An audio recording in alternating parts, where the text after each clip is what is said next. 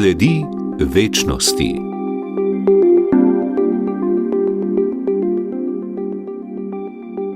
Drage poslušalke, dragi poslušalci, v župniji Lenart v Slovenskih Goricah so v pričakovanju relikvij svojega zavetnika, svetega Lenarta iz Francije. Več o tem nam bo povedal župnik Marjan Pučko. Dobrodošli na radijskih valovih. Hvala za možnost in dobrodošli. Kaj lahko poveste o relikvijah? Kristjani dejansko relikvije zelo zaznamujejo, namreč vsi kdaj poromamo k relikvijam posmrtnim ostankom svojih krstnih zavetnikov. Prav tako vsi poromamo, predvsem letos, v svetem letu smo poromali v veliki meri na grobove apostolov v Rim, ker smo bili še posebej povabljeni, da na grobovih Petra in Pavla stopimo skozi svetoletna vrata. Tako da relikvije na nek način hote ali ne hote zaznamujejo naše življenje, tako v smislu našega osebnega življenja, kot sem že omenil. Vsak od nas ima krstnega zavetnika, to so svetniki, ki živijo že večno življenje pri Bogu, verujemo, da so sveti, da se k njim lahko priporočamo. Pa tudi veliko naših krajev, mest je dobilo ime po svetnikih. Nekatera mesta so ohranila pridevnik sveti, nekatera pa so zaradi različnih razmer v polpretekli zgodovini ali pretekli zgodovini ta imena, črtala, imena pa so še vedno ostala. Kako je pravzaprav prišlo do medsebojnega povezovanja s Francijo in kako poteka sodelovanje z drugimi skupnostmi, ki častijo svetega Lenarta? Dejansko to sodelovanje z Francijo, je bilo čisto naključno. Namreč v Franciji obstaja mednarodno združenje župnij, društev, krajev in pa mest, ki častijo svetega Lenarta, ki nosijo ime po njem. Ko sem postal župnik tukaj v Lenartu, sem bil pozoren, da na župnijski mail 2-krat na leto dobim mail od organizacije Fileo. Ko sem dobil četrtič ta mail, sem jim odgovoril na ta mail, oziroma da bi rad vedel kaj več informacij o tem. Videl sem namreč, da ta organizacija pošilja v priponki vedno PDF dokument, v katerem so opisani kraji, ki nosijo ime po svetem Lenartu, pa v katerem kraju so kaj praznovali. Na tisti mail sem jaz odgovoril, oglasil se mi je takrat še tajnik tega združenja, sedaj predsednik, ki je tudi hkrati podžupan mesta Saint-Léonard-de-Noblat, to je kraj, kjer je pokopan sveti Lenart. In mi je na kratko predstavil to združenje in je rekel, hvala, da si odpisal. In je rekel, dobrodošli k nam leta 2023, ko bomo praznovali Ostencije. Iz tega se je razvilo to, da smo leto prej 3 duhovniki in gospod Ciril Arih skupaj poromali tja, da smo si v živo pogledali kraj. Potem naslednje leto pa smo res ob povabilu za celo Slovenijo, da bi skupaj šli, ampak nažalost smo ostali sami. Takrat poromali res na te Ostencije leta 2023, ko je dejansko mednarodno srečanje župnij društev svetega Lenarta. In na teh Ostencijah 2023 nas je bilo iz 16 držav, je bilo 35 delegacij. In predvsem to druženje, povezovanje, srečevanje vseh, ki častimo svetega Lenarta. In je tako lepo, prijetno vzdušje bilo. Tudi bolj spoznaš specifike posameznih krajev, specifike posameznih držav. Svetega Lenarta na nekaterih krajih častijo bolj v eni obliki, v drugih krajih bolj v drugi obliki. In to je to bogatstvo kulturne dediščine, ki se je v Evropi in pa tudi v svetu oblikovala tudi ob svetem Lenartu. Tu moramo biti pošteni in reči tudi, da tudi ob ostalih svetnikih. Naprimer v Evropi poznamo zelo razvito Martinovo pot od Sombotela na Madžarskem do Tura v Franciji, ali pa Benediktova pot in podobne poti. To ni neka nova pogruntavščina, ampak je pa spet povezovanje, tako sem že prej poudaril, krajev, ki nosijo potem ime, tudi nehote imajo ti kraji dokaj podobno zgodovino, ker tudi predniki so določenim krajem dajali imena in kraju in cerkvam v teh krajih po načinu njihovega življenja. In tudi na ta način so tudi izbirali svetnike, ker naprimer tudi če zdaj gledamo svetega Lenarta, zdaj v teh dneh dobivam kar nekaj odzivov iz Slovenije, ko smo vse župnije povabili, da se tu srečamo. In ugotavljam, da v Sloveniji večina krajev, ki nosi ime po svetem Lenartu, je bila podeželje, je bila kmetijsko obarvano, predvsem z živinorejo. In tukaj tisto svetega Lenarta častimo tudi kot zavetnika za zdravje živine. In tu takoj najdeš tisto, v Sloveniji je bil ta poudarek. Lansko leto, ko smo bili povabljeni v Italijo na Iskijo pri Neaplju, tam ga častijo kot zavetnika vinogradnikov. tako kot tudi v Sloveniji na splošno in pa tudi v Franciji nekateri kraji ga častijo v prvi vrsti kot zavetnika zapornikov. Pravim, tu bom rekel, je ta specifika, ta čut, ki povezuje, ne, in ta mednarodna razsežnost tako na duhovnem področju, kot tudi splošno. In to nam ta, bom rekel, evropska družina ponuja, da svoj pogled razširimo, da ni samo usmerjen v moj kraj, mojo župnijo, moje ljudi, ampak tudi, da jaz tem ljudem lahko dam pogled, gledajte, tam pa na ta način živijo vero v tega svetnika. In s tem je tudi nehote obogatitev našega duhovnega življenja. In tu mislim, da je taka bogata kulturna dediščina in zato me, bom rekel, to združenje navdušuje in tudi z veseljem, bom rekel, sem vesel, da to, kar smo pred 6 leti sanjali, se dejansko zdaj uresničuje, da tudi relikvije pridejo v Slovenijo, pridejo k nam. V pripravi na obisk relikvij svetega Lenarta se je pripravil projekt novega oltarja in ambona v župnijski cerkvi. Tudi to je bilo res, namreč po liturgični reformi so se pač ti oltarji, smo dobili darovanske oltarje. V naši župnijski cerkvi je bil darovanski oltar, ki je bil iz marmorja, pol skozi desetletja so ga zamenjali z lesenim. Sedaj ob relikvijah, obisku relikvij, smo sprva prosili St. Leonard de Noblat, če bi lahko dobili kakšen del relikvije svetega Lenarta, da bi ga imeli tukaj, predvsem zaradi tega, ker starejši, ostareli, pa tudi kdo drugi iz Slovenije ne more iti v Francijo, ki je 1600-1700 km oddaljen kraj. Je tudi naporno potovanje, bo neko že za nas mlajše. In da bi bila ta bližina svetnikam toliko bliže. Ne. Dobili smo odgovor, da relikvij ne moremo dobiti, da jih oni ne delijo, da pa lahko dobimo relikvije 3. reda. To pomeni, da so se šili solidejo, ker sveti Lenart je bil opatovsko kapico, jo tudi okrasili z njihovim grbom občine in pa tudi z imenom kraja in so to kapico dali na lobanjo svetega Lenarta, lansko leto za Lenartovo, in je bila zdaj 1 leto na lobanji, tudi kdorkoli je šel zdaj v tem času v Francijo, to kapico videl na lobanji. In oni bodo to solidejo nam v župniji pustili za spomin na to srečanje, pa hkrati s tem, bom rekel, dobimo relikvije 3. reda v našo župnijo. Je res, da ni enakovredno, kot če bi imeli tu kosti, ampak vseeno je predmet, stvar, ki je bila z svetnikom v neposredni povezavi vsaj več kot pol leta. In smo rekli, da je vseeno neka dragocenost za našo župnijo in je treba najti primerni prostor. In naši predniki, pa tudi še sedaj, ko se delajo novi darovanski oltar, se v oltar vgradijo relikvije. In smo rekli, dajmo narediti korak nazaj, gremo spet, da bi dobili oltar, kar je bila že prej želja, da bi šli nazaj na kamniti oltar, na žrtvenik. In smo začeli projekt novega darovanskega oltarja in ambona, da je enotna izgled pa izvedba.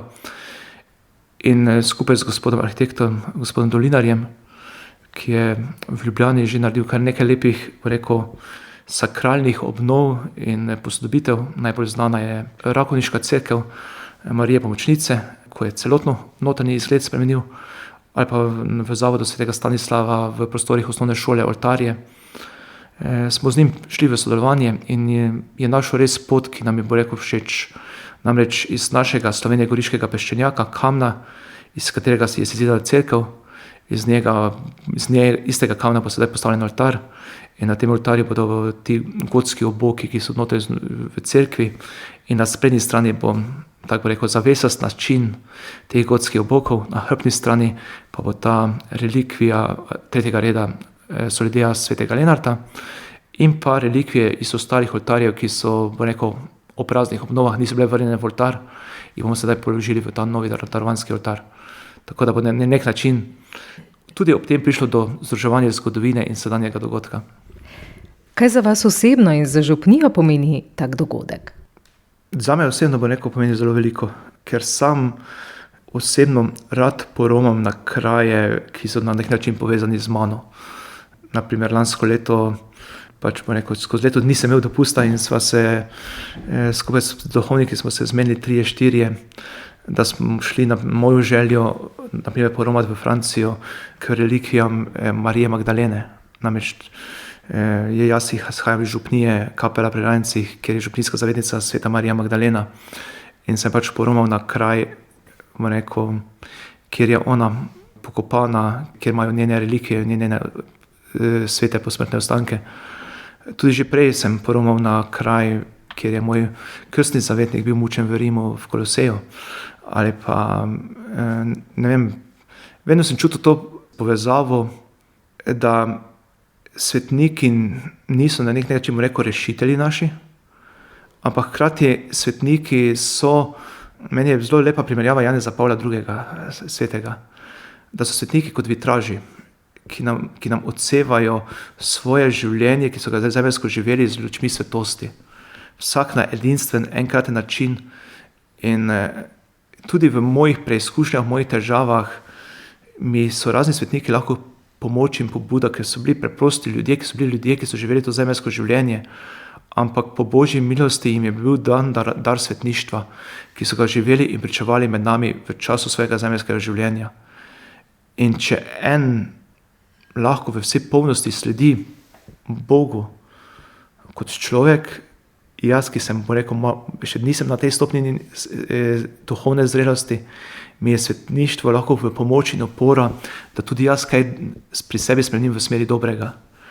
In zato pravim, mi je tudi bila ta, ko sem postal tukaj v Lenartu župnik, kaj pa sveti Lenart, kdo je bil, kje je živel. Vem, da takrat so me celo pri župnijskem pastoralnem svetu spraševali, kaj če bi pa šli k svetemu Lenartu, ali pa če bi svetega Lenarta sem prinesli, pa tak. Ker to je bil glih čas, ko je po Sloveniji so romale relikvije svetega Janeza Boska. In takrat sem jaz rekel, to lahko samo sanjamo. Sem rekel, ker to je nemogoče. Ampak pravim, skozi to zgodbo, pa te povezave, ki so se v teh letih spletle, bom rekel, to, kar sem pred 6 leti rekel, da lahko samo sanjamo, se dejansko zdaj realizira. Ne? In zato pravim, meni osebno pač v prvi vrsti pomeni to, kar tudi ljudem, predvsem skozi 100 let večkrat povem, če bo zdaj tega obiska relikvije svetega Lenarta, katera veriga ali pa katera ječa, ki jo imamo, se tudi jaz kot duhovnik tukaj imam polno svojih razvad, ječ, običajev, navad, ki jih težko spustim, pa vem, da so slabe. Če bo vsaj kakšna veriga padla vsaj iz kakega, ali pa če bo kakšen spor med kom rešen, tudi na ta način smo svoje dosegli. Ker sveti Lenart je živel to svobodo. Monsignor Bozo je limoški škof, je na zadnjem Ostencijah imel zelo lep nagovor za nas takrat, ko smo bili tam. On je predvsem svetega Lenarta osvetlil ne toliko kot zavetnika zapornikov, ampak je rekel, mi smo zaporniki velikokrat današnjega časa, današnje družbe, današnjega načina življenja. Mi si ustvarjamo razne ječe skozi dan, koliko jed si ustvarimo, koliko problemov si jih naredimo, ki jih ne bi bilo, če bi bili svobodni. Svobodni pa v tem smislu, on je pač bolj karakteriziral s tem, velikokrat kako stvar naredimo, samo zato, kaj bo pa on je rekel, kaj bo pa on pa to, in ne naredimo po svoji vesti in po svojem prepričanju in po svojem trudu za dobro. In velikokrat postanemo, bo rekel, kot kalup. Sveti Lenart pa je s svojo svetostjo znal to preseči. On je izstopal iz teh ječ in je bil svoboden prav zaradi tega, ker je ljubil Kristusa popolnoma. In tu jaz vidim pobudo za vse nas. In sveti Lenart se mi zdi zelo aktualen svetnik za ta današnji čas, prav zaradi tega, ker vsi vemo, velikokrat smo danes odvisniki, če ni drugo, vsaj od telefonov, od interneta, od elektrike, konec koncev. Vsi vemo, ko je lansko leto, ko so bile ta neurja ali pa kaj takega, ko je bil izpad elektrike, smo mislili, da je katastrofa. Življenje je bilo dobesedno, kot da smo padli v srednji vek ali pa še huje. Tudi to je dejansko naš način življenja, ki nas je na nek način spravil v neke okvirje, pa tudi naše jamranje. To, kar je v tem svetem letu papež Frančišek nam dal, leto romarji upanja. Kolikokrat jamramo, koliko neupanja ali pa nezaupanja je med nami. In ko je papež razglasil bulo o svetem letu, mene je presenetil s tem, kaj je rekel, da v današnji čas rabi zaupanje. Že v družinah rabimo več upanja, več zaupanja med družinskimi člani. Tudi v župniji rabimo več zaupanja med sabo, da bomo lahko živeli. Ker zdaj je samo tisto, vse tako je rekel, kaj pa če. In tu vidim svetega Lenarta res kot tistega svetnika, ki v tem svetem letu res lahko nam pride na nas proti, da bi znali in zmogli več zaupati, več upati, več ljubiti, predvsem pa prinašati več dobrega. In tako sem rekel, zato je tudi ta obisk relikvij za mene velikega pomena, tudi vidim, da tudi za lokalno skupnost je velikega pomena, ker vseeno Lenart je kraj, mesto, občina, ki nosi ime po svetem Lenartu skoraj že 900 let. Za verne in neverne je pač to obisk osebe, po katerem smo dobili ime. Pač kristjani verni verujemo tudi v njegove svete priprošnjiške sposobnosti in pa milosti, ki nam jih še zdaj nudi z povezavo in nas vodi do Jezusa. Za neverne pa je lahko samo pač, to je oseba, po kateri smo dobili ime. Je neka zgodovinska oseba, ki je živela v določenem času in prostoru, vplivala na tako francosko zgodovino, ne samo versko, ampak tudi družbeno, preko kralja Klodvika prvega frankovskega kralja. In bom rekel, da se lahko na Lenarta pogleda z obeh strani. Zato jaz tudi, in hvala tukajšnjemu županu, magistru Janezu Krambergerju, da ves čas tega povezovanja z tem združenjem, pa tem je imel ta čut, pa ta pogled, da tukaj se ne gre samo za župnijo, da to ni samo verski dogodek, da to ni samo verska stvar, ampak se tukaj gre tudi za kraj in pa mesto Lenart, ker je tudi rekel, to krajevni dogodek, ker zgodovina je oblikovala tako župnijo kot mesto. In tukajšnji ljudje so živeli sporedno, prepleteni drug med drugim, se niso ločevali, ne vem, zdaj ko nedeljo k maši, zdaj pa živel kot sveti Lenart, po maši pa živel, ne vem, kot sveti Pavel. Zato pravim, in tu čutim ta utrip, da se počasi tako rekel malo zdaj teh dneh kuha, pripravlja, tudi kako vprašanje, kaj bo, na kak način bo.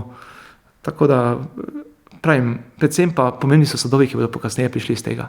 Pa tudi nadaljno sodelovanje preko združenja, ker tudi kraj Lenart je taka, bo rekel, neke vrste strateška lokacija, smo povabili tudi župnije iz Hrvaške, ki še niso v tem združenju, da se mogoče počasi pridružijo združenju. Pa tudi ostale slovenske župnije, ki za to združenje še mogoče niso slišali, da se tudi ta čut in povezovanje svetega Lenarta obudi tudi v naši državi. Kakšen bo sprejem relikvij v Lenartu? Pripravljate poseben program? Pripravljamo program, vsi se učimo. Če še bodo enkrat prišli, bo malo drugače. Vsekakor pa se bomo potrudili, da bi jih predvsem na glavnem trgu sprejeli kot svetnika, kot tisti, da ga lahko sprejemo tako kot sem že predel, verni in neverni. Pač verni bomo pod program nadaljevali v župnijski cerkvi za sveto mašo, neverni pač bodo ali šli na svoj dom ali pa počakali na konec svete maše, da kasneje se še malo podružimo ob večerji. Ampak v prvi vrsti bo na trgu sprejem, ker je pač prihajajo iz Francije, naša godba, se uči francosko himno, slovensko himno, tako se spodobi. Pa tudi pozdrav župana, pozdrav strani župnije oziroma cerkve našega nadškofa, monsinjorja Alojzija Cvikla, potem pa so procesiji v cerkev, kjer bo darovana sveta mašna daritev. Med to mašo bo izročitev te solideje župniji in po maši bodo relikvije ostale v cerkvi nekaj časa za molitev in češčenje. V tem vmesnem času bo pa tudi potekala večerja v neposredni bližini v centru Slovenskih goric, ker vsi naenkrat ne moramo biti v cerkvi, pa tudi po 2-3 urah bo se prileglo kako okrepčilo. Predvsem pa pravim, bolj pomembno se mi zdi, da to molitveno vzdušje, ki se lahko kasneje ustvari, da si vzamemo nekaj časa, tako kot so tu v Lenartu imamo češčenje Najsvetejšega za prvi petek prej smo imeli 24-urno oziroma 12-urno od večerne maše do jutranje maše. Zdaj imamo sicer vsaki prvi petek od večerne maše do 10. ure zvečer. Tu sedaj se lahko naredi nekaj podobnega, da se ob relikvijah lahko pride v cerkev, se pomoli, se priporoči in se gre na svoj dom. Mes pa se želi še malo pojesti kaj. Zato pa tako rekel, ta večerja bo bolj dinamična, ker tudi v cerkvi pa tudi bolj dinamično izmenjavanje ljudi. Pa tudi pravim, kot tisto osebno srečanje, da vsak lahko lepo vstopi v tišini ali pa tudi v skupni molitvi, pove svoje prošnje, svoje zahvale, svoje želje, pa na ta način bo rekel tudi začuti to bližino svetosti svetega Lenarta. Sveti Lenart je sicer priljubljeni svetnik, kaj nam lahko poveste o njem? V Sloveniji je tudi več kot 60 cerkva svetega Lenarta torej. V Sloveniji, kot je poročala revija Ognjišče, je 61 cerkva oziroma sakralnih prostorov, ki namenjajo svetemu Lenartu. Zanimivo je, kar je meni sam tudi zanimivo, ker izhajam iz murskosoboške škofije, da v murskosoboški škofiji ni niti ene cerkve ali župnijske cerkve ali podružnične cerkve posvečene svetemu Lenartu, je samo ena kapelica, kjer je na zunanji strani upodobljen sveti Lenart freska. To je v celem Prekmurju oziroma murskosoboški škofiji, tako v prleškem delu kot prekmurskem delu vse. Potem največ župnij svetega Lenarta je na območju ljubljanske nadškofije, potem sledi mariborska nadškofija, potem celjska, novomeška in pa koprska. Zanimivo je, če gledamo tudi slovensko zgodovino, pri škofih mi je to zelo zanimivo. Trenutno so 3 škofje, ki izhajajo iz župnij svetega Lenarta. Tukaj v mariborski nadškofiji imamo zdaj že drugega škofa, ki izhaja iz župnije svetega Lenarta. Namreč gospod nadškof Franc Kramberger je iz naše župnije, sedanji mariborski nadškof monsignor Alojzij Cvikl je tudi iz župnije, katere cerkev je posvečena svetemu Lenartu, nova cerkev. In pa koprski škof Jurij je iz župnije Col, ki pa je tudi posvečena svetemu Lenartu. Tako da bom rekel, tudi škofje ordinarji v Sloveniji so bili zaznamovani v nekem smislu v bližnji preteklosti z tem svetnikom. Drugače sveti Lenart, kot sem že omenil, pač živel v 5. stoletju. Njegovi starši so bili pomembni na dvoru kralja Klodvika I. Je pa zanimivo, da osebe, ki so živele okrog svetega Lenarta, jih danes veliko teh oseb cerkev imenuje za svete.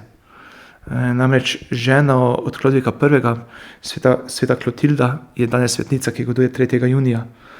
V njenem življenjepisu beremo, koliko je ona molila in prosila za spreobrnenje svojega moža Klodvika I., ki je bil, kot pišejo kronisti, velikokrat vročekrven merovink. Ampak ko se je pa spreobrnil, pa je postal eden najboljših kraljev zgodovine in pravijo, da sveta Klotilda je bila tista, ki je izmolila to spreobrnitev. Pri tej zgodbi z Klodvikom ko je bil krščen, tako bi rekel, tukaj so zgodovinski pisci, niso najbolj točni, ker vse vemo, za 5. stoletje so to pripovedi.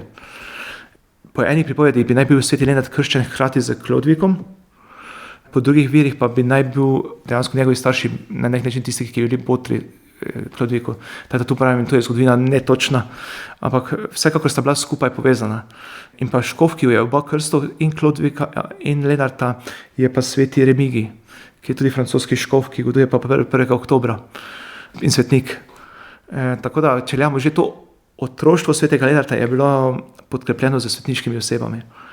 Potem tudi sam razvoj svetega Lenarta je bil zelo rahločuten, pa zelo sočuten do ljudi. Znal jim je prisluhniti, znal je z njimi živeti in to so posebej, bom rekel, cenili pri njem. Kljub temu, da bi mu je pripadala čast dvora, če tako lahko rečemo, ker je pač so starši bili dvorna gospoda, ampak sveti Lenart se ni odločil za to življenje, je zapustil ta del in nekaj časa bi naj celo živel kot puščavnik v gozdu, da se je umaknil na samoto, da bo on z Bogom povezan preko molitve, tako so puščavniki bili. Ves čas pa so k njemu hodili v prvi vrsti kmetje za nasvete, glede živine, glede obdelovanja in tega. In ker je delil modre nasvete, so ga hitro vzeli kot za svojega. Zato tudi danes iz tega izhaja to češčenje svetega Lenarta kot zavetnika živine. Druga stvar, ki je bila v življenju tako, vsi vemo, da vsak kralj hoče imeti potomstvo in dobiti zdravega potomca. Ker pa akvitanski kralj ni mogel dobiti potomstva, oziroma njegova žena je bila rizično noseča in so prosili svetega Lenarta naj pride, ker že prej so bila nekaj znamen v zvezi z ozdravljenji, da pride moliti in prositi, da bi se zrodil zdrav potomec. In ker se je to zgodilo, je kralj v zahvalu svetemu Lenartu obljubil, da mu da vse, kar hoče. Hotel celo, da bi postal škof. Po enih pripovedih pravijo, da bi naj bil škof, tudi velikokrat v Sloveniji ga upodabljamo za škofovsko mitro. Po enih pripovedih pa pravijo, da bi naj sveti Lenart to odklonil in da bi naj rekel, da teh kandidatov za mitro je dovolj, njemu pa naj pustijo, da v miru v gozdu moli in slavi Gospoda. Edino, kar prosi to, da če lahko dobi nekaj zemlje za te ljudi, s katerimi se srečuje, ki prihajajo iz zapora, da bi lahko se v družbo vključili. In tako mu je kralj dal, da mu da toliko zemlje, koliko je lahko v 24 urah obhodi z oslom. In to, kar je dobil, se imenuje delček. In zato je kraj, ki je zdaj sveti Lenart pokopan, Saint Leonard de Noblat, kako pomeni sveti Lenart v delčku. In je dejansko to ta zemlja, ki jo bi naj sveti Lenart dobil. Namreč že prej pa je kralj mu dal zaradi njegove pravičnosti pa čuta za rahločutnost in sočutje ljudi, mu je dal, da je pri kralju večkrat prosil za izpustitev jetnikov. Ko je pač sveti Lenart ocenil, da je dovolj v zaporu, pa tudi kdaj za kako pravico amnestije in podobnega. In je pač on se posebej tudi do teh, zapuščenih ljudi. Ne. In iz teh dveh zgodb izhaja, da svetega Lenarta tu predvsem na francoskem častijo tudi kot zavetnika za zdrav porod. Tudi če boste danes poromali na grob svetega Lenarta, boste nad grobom njegovim, nad sarkofagom, kjer je bil pokopan prej, našli verige in na teh verigah bo polno dudic, nogavičk, slinčkov in podobno, ki jih prinesejo mame v zahvalo, da so dobile zdravega otroka. In pa to, kar ga častimo tudi v Sloveniji kot zavetnika zapornikov v prvi vrsti, kot vseh, ki so v zaporih, tako pravih zaporih, in pa tudi v vseh drugih zaporih, ki nam jih življenje prinese, kot sem že predel. In mislim, da ta tri področja so pri svetem Lenartu še posebej pomembna, aktualna in tudi v Sloveniji ga častimo v teh treh področjih. Tudi Silvester Čuk v njegovem življenjepisu se ta tri področja omenja. Edino, kar sem pa že prej omenil, zelo izrazito področje, predvsem tu jaz lahko govorim tukaj za pohorski del, tukaj še z katerih med še danes rečem, smo k svetemu Lenartu molili in prosili za zdravje naše živine. Ali pa ne vem, ko je kateri od živine bolan, smo prosili, da bi se oni ozdravil v hlevu. Ne. In tu, če iz te zgodbe izhajamo odkot je Lenart dobil ime, bi se jaz upal trditi, in kar nekateri zgodovinarji tukaj povezujejo z nami, da je najbolj verjetna zgodba, da Lenart je zelo hitro imel tukaj trške pravice. Bil je na tej poti iz Panonskega morja do Jadrana. In ta pot je tukaj bila, transportna pot. Vsi vemo, trgi so bili kraji, kjer je bil v središču trga Studenec, kjer se je živina napojila, vmes so bili gostilničarji, tudi kakšen sakralni objekt, da so se ti trgovci ustavili, prespali in so šli drugam naprej. In Lenart je bil eno izmed takih središč. In zaradi tega tudi verjetno tukaj župnijski zavetnik sveti Lenart, ker so ti trgovci, ko so prišli s tem z izčrpanim živino, ki je prevažala ta težki tovor, in verjetno tudi kdaj kateri je rabo živino zdravnika ali pa prosil, da bi se toliko okrepil, da bi lahko drugi dan šel varno naprej. Iz tega stališča jaz bi verjel zgodbam zgodovinarjev, da je odtot verjetno tudi ime pri nas svetega Lenarta, da je povezan z zdravjem živine. In tudi če gledamo Slovenijo v celoti, je veliko teh krajev, ki so bile trške pravice, so bile tudi te transportne poti skozi, ali pa pravim tako, kot so te, dansko dobivam slike iz teh cerkva svetih Lenartov, iz naših lepih gora, naprimer sveti Lenart nad Gornjim gradom ali pa sveti Lenart v Selški dolini, ki je zgoraj na Griču. To so res lepe lokacije, ko vidiš lepote Slovenije, in pa okrog je bilo polno pašnikov in mislim, da to dvoje je vplivalo pri nas na župnije svetega Lenarta. Kako pa sicer diha vaša župnija? Že precej let ste tukajšnji župnik, kaj opažate, da verniki danes še posebej potrebujejo, iščejo, tudi takšni dogodki vas najbrž povežejo? Ja, ključno je to povezovanje, ne? Ker vsaka skupnost, ki je povezana, je močnejša. In skupnost, ki ni povezana, hitro razpade. Se to vidimo tudi tako na civilnem področju, kot tudi na verskem. Velikokrat se zgodi lahko, da smo sami sebi namen. Ampak to ni, prihodnost ne cerkve, ne župnije, pa tudi, na civilnem nivoju vidimo, da tudi družba na ta način ne funkcionira. Čeprav smo v zadnjem času, če si pa priznamo, smo pa vsi postali družba ego, to jaz pravim. Družba pa tega, da samo moje pravice, jaz, težko sprejemamo kompromise, težko se dogovarjamo, težko iščemo neko skupno dobro. Tega se mi zdi, da zadnje čase vedno težje, ker vedno najdemo neki obvod, neko rešitev, neko prilagoditev, da vseeno moja pa obvelja. In to je prizadelo tako župnije, kot tudi civilni prostor. Pri župniji vidim to, pa kar je tudi papež Frančišek poudarjal, predvsem v teh zadnjih okrožnicah, ki so bile malo bolj že duhovno bogate, predvsem o srcu Jezusovemu, direktni odnos, o tem češčenju srca Jezusovega, ta zadnja njegova okrožnica, ki dejansko sploh ni prišla prav še v veljavo, ko je že on umrl, ampak se lotil zelo težke teme, pa zelo aktualne teme, predvsem glede našega duhovnega življenja. Namreč opažam, moja skrb je, da velikokrat postajamo cerkev, pa zelo v narekovajih aktivistov. Vedno se mora nekaj dogajati, vedno mora biti neki dogodek, vedno mora biti neko dogajanje, da jaz lahko molim. Ampak ali res lahko ob dogajanju, ko vse skače, jaz molim, pa sem v osebnem srečanju z Bogom? In to mene tudi osebno malo muči, ali jaz rabim 1000 stvari, da se dogajajo, da bodo ljudje okrog župnije, in kaj narediti, da bi jim dal to, da bi prišli do tega osebnega srečanja, o katerem toliko govorimo. Papež Frančišek govori o misijonski cerkvi.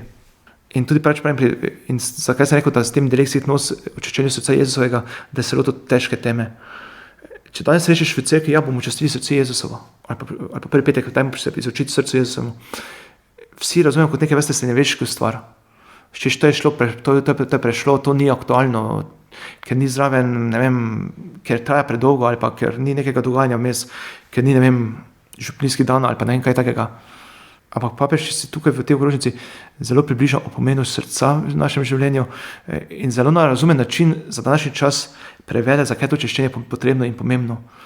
In tu vidim tudi za življenje župnije kot take, kar je meni izziv, tako tukaj kot na vseh drugih župnijah mi bo isti izziv. Pa mislim, da to zdaj v današnjem času glavna naloga vseh nas duhovnikov, kako Jezusa približati ljudem, pa ne Jezusa tistega, ki ga poznamo iz raznih zgodbic, če lahko rečem zdaj to, ampak to je zelo, se lahko sliši zelo slabo, ampak Jezusa živega kot našega brata, ki med nami živi preko svete Evharistije, ki je navzoč v sveti Evharistiji, ki je navzoč preko očiščenja svete Evharistije. Kako tega Jezusa približati ljudem? Pa ne zaradi tega, da bom prihajal v cerkev zgolj zato, da bom tam, ampak da bo to tista moja notranja hrana. Velikokrat jaz vidim, tudi pri nas v župniji izpostavimo najsvetejše in če je tišina, ne znamo, kaj bi pa zdaj delo pred najsvetejšim. Ne znamo nekaj tiste osebnega, duhovnega pogovora speljati. Vedno mora biti molitev rožnega venca, vedno mora biti neko branje. Predvsem rožni venec, če ga zmolimo, dajmo še dalje. Pravim, ta živi odnos. Tu mi je izziv, rekel, ker tudi večkrat jaz v župniji rečem, fajn imamo, da imamo dogodke.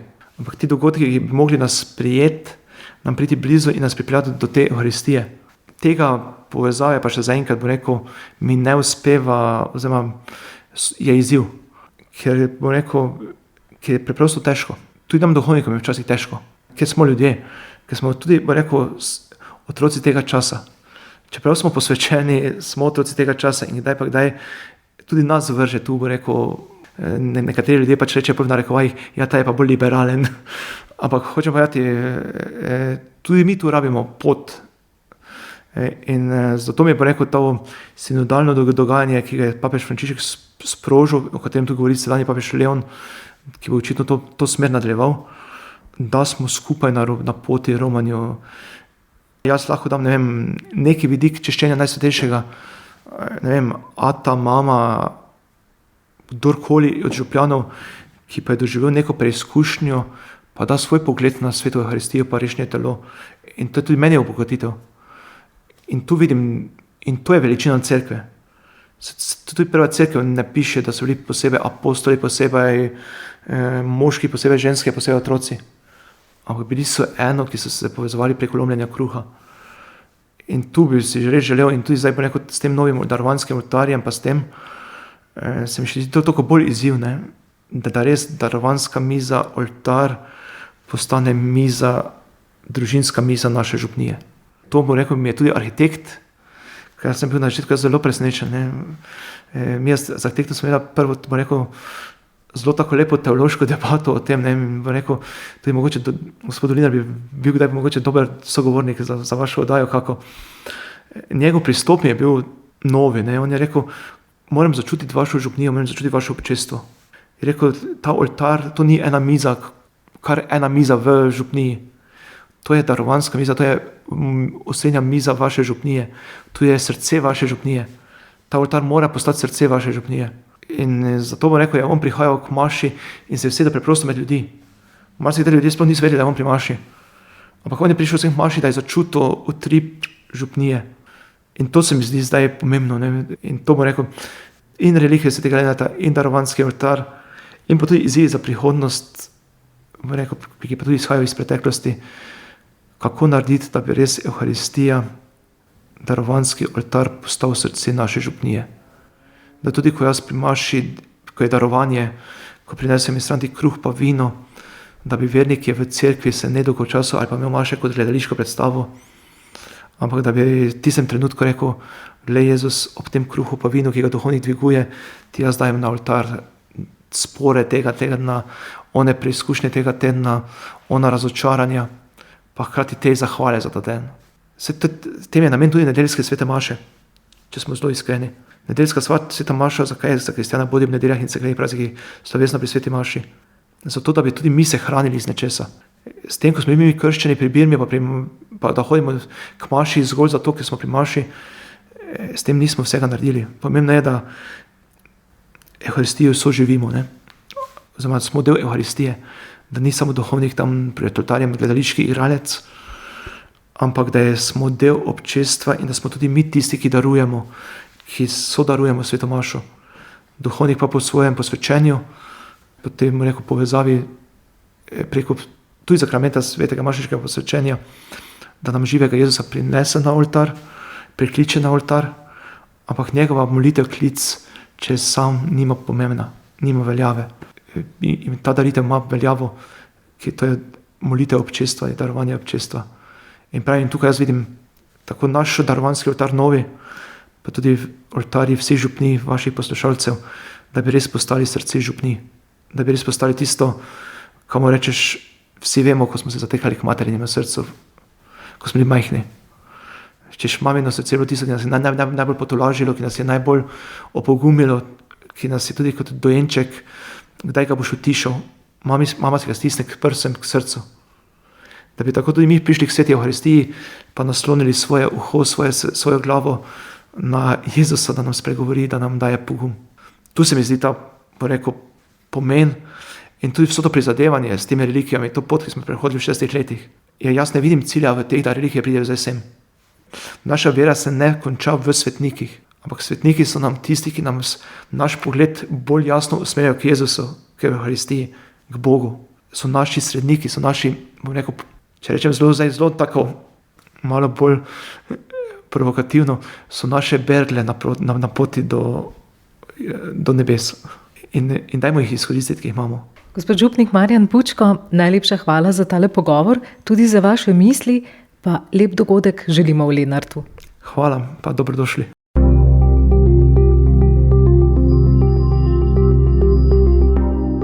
Sledi večnosti.